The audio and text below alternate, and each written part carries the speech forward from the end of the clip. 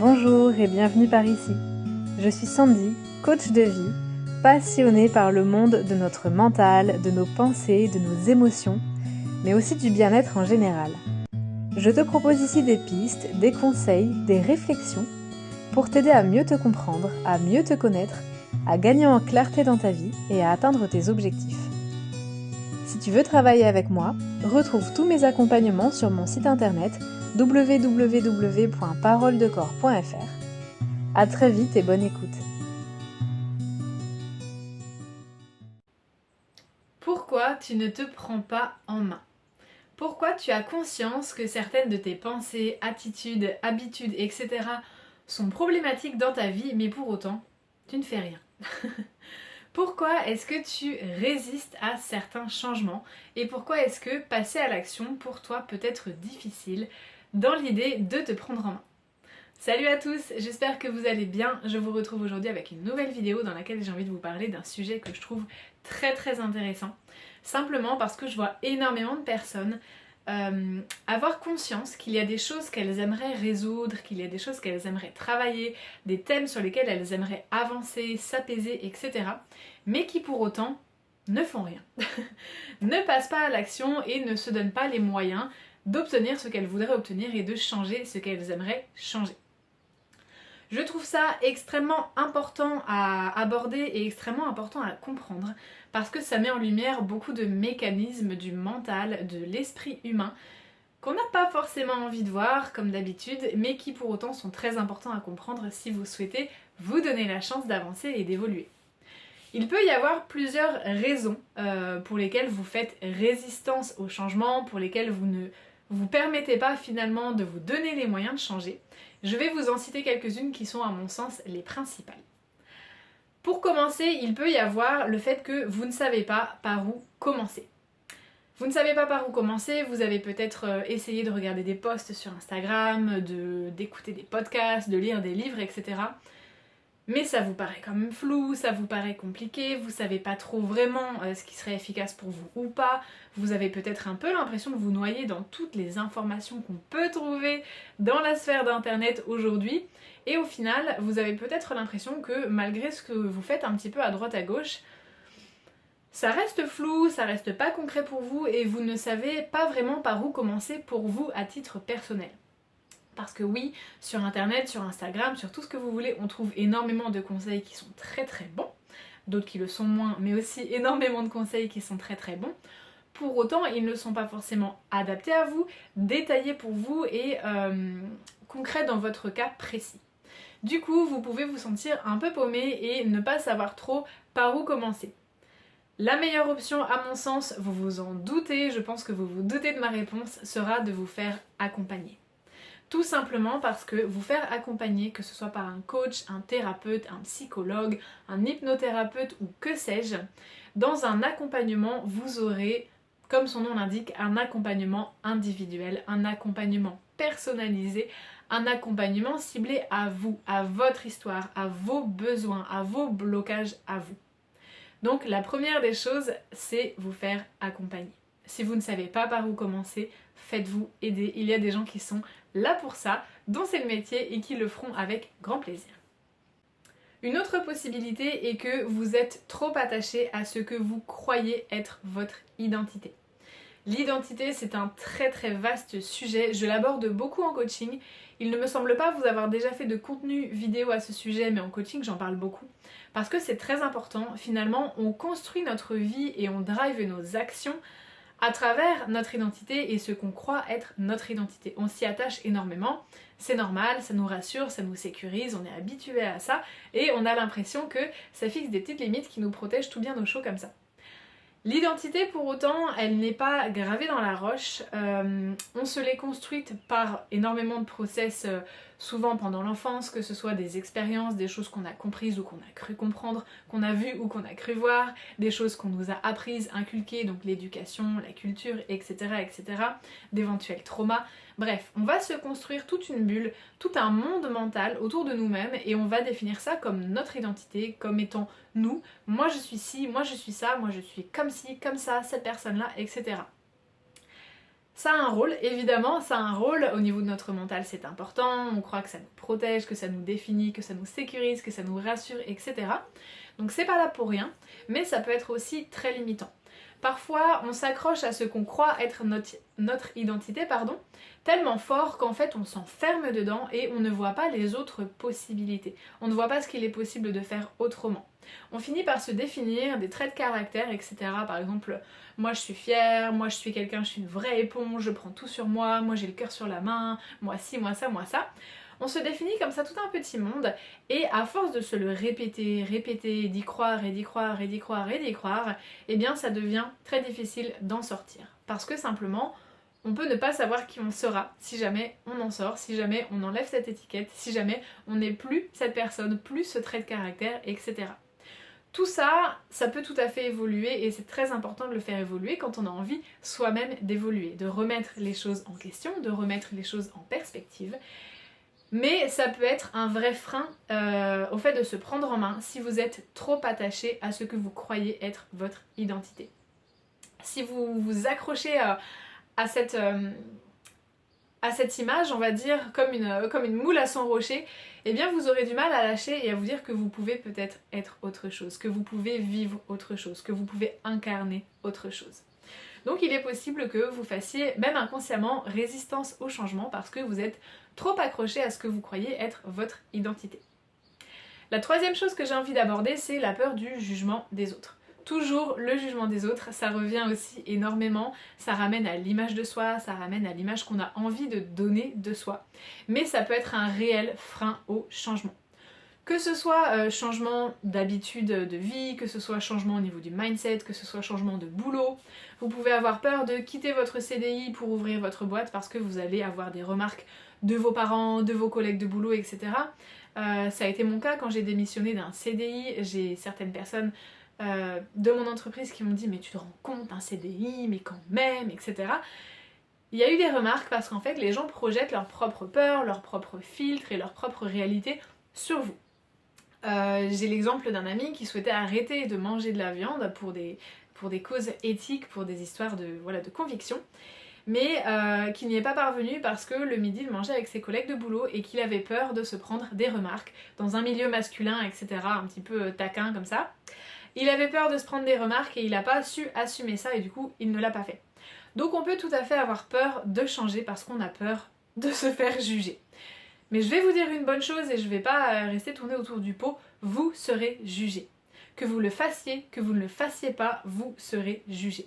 On est jugé constamment. On est jugé sur nos choix, on est jugé sur les choix qu'on fait mais aussi sur les choix qu'on ne fait pas. On est jugé sur comment on s'habille, comment on se coiffe, comment on parle. On est jugé sur la voiture qu'on a, on est jugé sur notre métier, on est jugé sur tout un tas de choses en permanence. L'esprit humain juge, c'est comme ça. Vous ne pourrez jamais empêcher les autres de vous juger. De toute façon, que vous fassiez A ou que vous fassiez B ou que vous ne fassiez rien, certaines personnes auront des jugements à porter sur vous. Mais ça les regarde. J'en parle énormément en coaching aussi parce que c'est tellement libérateur, mais je vous en parle aussi dans mes contenus sur Instagram ou ici. Le jugement des autres leur appartient, ça ne vous concerne pas. Ce sont eux avec leurs filtres, leurs croyances, leurs peurs, leurs pensées, leurs doutes, leurs blocages, leurs insécurités qui vont vous juger, mais ça ne vous regarde pas. Si vous sentez que vous avez besoin d'évoluer, eh bien allez-y franchement. De toute façon, le jugement des autres ne vous regarde pas, ne dit rien de vous et quoi qu'il arrive, vous y serez exposé quoi qu'il arrive. Que vous fassiez un choix ou que vous ne fassiez pas de choix, peu importe, il y aura toujours quelqu'un pour avoir quelque chose à dire ou à penser de vous.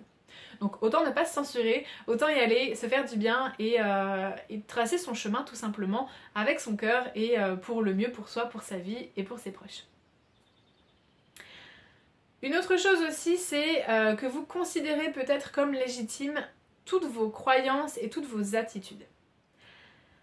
Ça ramène un petit peu à l'histoire de l'identité, mais je voudrais quand même nuancer ça dans le sens où certaines personnes vont avoir des attitudes qu'elles n'arriveront pas à changer parce qu'elles les considéreront comme 100% légitimes. Je pense par exemple à des crises de violence, je pense à des crises de jalousie, je pense à des crises de colère, je pense à du jugement en excès d'autrui, à ce genre de choses. Ce sont des réactions qui sont si fortes, si instinctives et si drivées, dirigées par des blessures qu'en fait, on n'a même pas envie de les changer parce qu'on considère qu'elles sont légitimes. On croit tellement que ces réactions nous protègent d'un danger, nous protègent d'une douleur, nous protègent de quelque chose, que finalement on n'arrivera pas à les changer, ou ça fera en tout cas obstacle à un changement, ou ça viendra nous freiner dans notre évolution. Parce qu'elles sont tellement ancrées en nous comme étant normales et légitimes. Bah oui, c'est normal de fouiller son portable. Bah oui, c'est normal de casser la gueule à tout ce qui m'énerve. Bah oui, c'est normal de gueuler à tout va, quand même on m'a manqué de respect, quand même ci, quand même ça. On se cache tellement derrière le fait que nos attitudes sont normales et légitimes qu'il devient du coup assez difficile de les changer, même si dans le fond on sait que c'est pas tout à fait ça qu'on a envie d'incarner, c'est pas tout à fait ça qu'on a envie d'être, c'est pas cette énergie qu'on a envie de ressentir au quotidien, c'est pas ça qu'on a envie de montrer, de vivre, de ressentir, etc. Peut-être que dans le fond on le sait, qu'on n'a plus envie d'être violent, d'être colérique, d'être jaloux, d'être tout ce que vous voulez, mais on se protège tellement derrière ça parce qu'à un moment de vie ça nous a peut-être sauvé les fesses entre guillemets, ou qu'on a cru que ça nous sauvait les fesses, qu'en fait on en a fait quelque chose de tout à fait légitime, normal, et que on n'arrive du coup absolument pas à changer ça. Ça fait tout à fait obstacle au changement. Ça veut pas dire que ce sera toujours le cas, ça veut pas dire que ça ne se travaille pas. Une fois de plus en coaching, ça peut tout à fait s'accompagner et c'est très intéressant. Et même si au début il y a des résistances au changement, ce n'est pas grave, dans le sens où tout ce qui est planté est planté. Et si vous avez, malgré cette grosse croyance qui est très très forte, si vous avez cette petite graine, cette petite lumière là qui vous dit ça ne me convient pas tout à fait et comme quelque part j'aimerais ne plus avoir ces attitudes, c'est que vous êtes sur la bonne voie. Parce que même si la croyance est bien costaud, bien ancrée, que vous la considérez comme bien normale et légitime parce que vous vous cachez derrière et que vous croyez que ça vous protège, si la graine est plantée, elle finira par pousser. Parfois, pour pousser, on a besoin d'être aidé, on a besoin qu'un thérapeute, qu'un accompagnant, qu'un coach vienne arroser tout ça, c'est normal. Mais voilà, ça peut aussi être un frein à votre évolution et une résistance au changement. Le fait de considérer comme tout à fait normal et légitime toutes vos actions et vos attitudes sans même les remettre en question et vous remettre en question. Une dernière chose que j'ai envie aussi d'aborder avec vous, c'est que vous pouvez avoir peur de ne pas y arriver. Et peur que ce soit inconfortable. Je vais vous le dire tout de suite aussi, oui, ça peut être inconfortable. Oui, changer, ça peut être inconfortable. Oui, par exemple, vous faire coacher, ça peut être inconfortable. Oui, évoluer, ça peut être inconfortable. Pas que ça doit se faire dans la douleur, je ne suis pas partisane ou je ne suis plus partisane, j'ai pu le dire quand j'étais plus jeune, mais je n'y crois plus, que les changements s'opèrent dans la douleur. Ça c'est quelque chose qui est un peu ancré et ça fait un peu bien de le dire, on va dire. Je ne suis plus du tout d'accord avec ça à l'heure actuelle. Les changements peuvent se faire dans la joie, dans la douceur, dans l'amour de soi, dans le respect de soi, etc. Mais oui, ça peut aussi être inconfortable. Pas forcément que ça doit se faire dans la douleur, par des chocs, des traumatismes et qu'on doit forcément aller à la bagarre, c'est pas ça. Mais oui, si vous voulez changer certaines choses, il va falloir faire face à des parts de vous que vous n'avez pas envie de regarder, que vous n'avez pas envie de voir, à des aspects de vous que vous aimeriez bien mettre un petit peu sous le tapis et qui ne sont pas forcément cool à assumer ou dont on peut avoir un petit peu honte, etc. Je le vois parfois en coaching, les personnes qui me parlent et qui me disent bon bah tu vas voir c'est bête, bon bah c'est débile, mais non, il n'y a rien qui soit bête, il n'y a rien qui soit débile. Si c'est là, c'est que c'est là, et que ça doit être là, et que c'est là pour une bonne raison, et qu'on peut aller regarder un petit peu tout ça. Mais il n'y a rien qui soit débile, il n'y a rien qui soit bête, il n'y a rien qui soit honteux, il n'y a rien qui soit tabou, ça c'est ma vision à moi. Et en coaching, il n'y a aucun tabou avec moi. J'aspire à ce que mes clientes me parlent de manière ouverte et décontractée. Et voilà, en toute confiance, etc. Parce que ce n'est pas en faisant des choses un tabou qu'on arrive à les dépasser. Donc oui, parfois pour changer, il va falloir aller regarder des aspects de soi qu'on n'a pas forcément envie de voir, des petits traits de caractère qu'on n'a pas trop envie de voir, des choses qu'on a ancrées par fierté, etc. qu'on n'a pas très envie d'admettre. Mais c'est comme ça, c'est là, et si on veut changer, autant admettre que c'est là pour pouvoir ouvrir la porte, travailler ça tranquillement et passer à autre chose. Donc oui, ça peut être inconfortable, effectivement. Ça veut pas dire que ça va être une torture, mais oui, travailler sur soi, ça va vous pousser à aussi aller regarder vos zones d'ombre, à aussi aller regarder vos défauts, à aussi aller regarder vos petits travers, tout ce que vous avez pu croire un peu de vous qui vous arrangeait bien, toutes les histoires que vous vous racontez sur vous qui vous arrangent bien. Oui, ça va demander d'aller regarder tout ça. Et ça peut être inconfortable pour le mental, parce que le mental, pas envie de changer, il n'a pas envie de voir ça, il a construit tout ça, c'était pour vous protéger, et ça l'embête un peu qu'on aille le secouer. Mais gardez bien en tête que ce sera inconfortable uniquement pour votre mental. Vous n'êtes pas votre mental est une part de vous, mais vous êtes autre chose, vous êtes bien plus, vous êtes beaucoup plus que ça. Donc même si c'est inconfortable pour votre mental sur le moment, c'est pas grave. En tant que coach par exemple, je suis aussi là à vous apprendre à gérer les inconforts que peut ressentir votre mental. Donc c'est pas grave, tout va bien, et oui, ça peut être inconfortable, il n'y a pas de peur à avoir par rapport à ça. Pour ce qui est de la peur de ne pas y arriver, je l'entends aussi fréquemment, je ne suis pas sûre d'avoir les résultats, est-ce que je vais réussir à atteindre ça, etc. Comme je vous le disais tout à l'heure, une fois que la graine est plantée, de toute façon, elle est plantée. Que ça prenne quelques jours, quelques semaines, quelques mois, quelques années, la graine est plantée. Par le passé, à titre personnel, quand j'étais beaucoup plus jeune, j'ai vu des thérapeutes qui m'ont dit des choses. Sur le coup, je n'étais pas du tout dans le même état d'esprit et je réfutais en bloc tout ce que ces personnes-là pouvaient me dire. Et ce n'est que des années plus tard que j'ai compris le sens de ce qu'ils m'ont dit et que je les ai remerciés intérieurement de m'avoir dit ça, parce que ça a fait comme un tilt et comme ah ok, ça y est, maintenant je comprends. Maintenant je comprends. Il y a un temps aussi pour process les informations, il faut se laisser aussi le temps. Si ça fait 30 ans, 10 ans, 20 ans, 50 ans, 40 ans que vous entretenez les mêmes discours, les mêmes schémas, les mêmes habitudes, les mêmes croyances, les mêmes carapaces, etc. Évidemment que c'est pas en une séance de coaching que ça va faire tac, ou en un bouquin que hop, ça y est, j'ai compris, en un post Instagram, allez c'est parti, je me transforme. On peut avoir des déclics comme ça, bien sûr, mais je veux dire, il faut aussi vous laisser le temps et ne pas vous décourager, ne pas vous dire je vais pas y arriver. C'est à la portée de tout le monde. Si vous n'y arrivez pas seul, par vos lectures, etc., une fois de plus, faites-vous accompagner, ça vous fera faire des pas de géant. Mais ne pas y arriver, à mon sens, c'est pas possible. C'est pas possible parce que ça voudrait dire, en fait, je ne bougerai jamais. Je suis là et je ne bougerai jamais. Or, la vie, c'est une évolution constante. Peut-être que vous êtes là et que vous aspirez à arriver là. Et peut-être qu'avec un accompagnement, de là, vous partirez là. Et peut-être qu'avec un bouquin, vous arriverez là, et avec un post là, et puis un autre accompagnement, vous arriverez là, et puis après avec des livres et d'autres trucs, et vous arriverez là. Ça, c'est tout à fait possible aussi. Mais ne pas y arriver, à mon sens, c'est impossible. À partir du moment où vous êtes en vie, vous êtes en évolution. Et à partir du moment où vous donnez les moyens d'évoluer, vous évoluerez. Faites-vous confiance pour ça, ne remettez pas tout le pouvoir à l'extérieur, ce bouquin il est nul, ça n'a pas marché, ce coach il est nul, il m'a pas aidé. Non, ne remettez pas tout le pouvoir à l'extérieur et reprenez-vous votre pouvoir.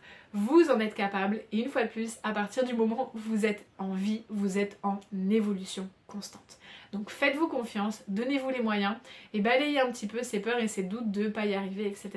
Parce qu'en réalité, ça n'existe que dans votre mental. Voilà un petit peu ce que je voulais vous dire sur le sujet. Si vous avez des questions, n'hésitez pas à me les poser en commentaire ou des réflexions à me faire par rapport à tout ça. N'hésitez pas à m'en faire part en commentaire. Je vous invite aussi à partager cette vidéo à des personnes que vous pensez que ça peut aider parce que c'est un sujet qui peut être un peu sensible mais ô combien intéressant pour toute personne qui souhaite un petit peu changer et évoluer. Donc n'hésitez pas à partager la vidéo. N'hésitez pas à la liker aussi et à vous abonner à ma page pour ne rien rater et pour soutenir mon travail. D'ici là, prenez bien soin de vous.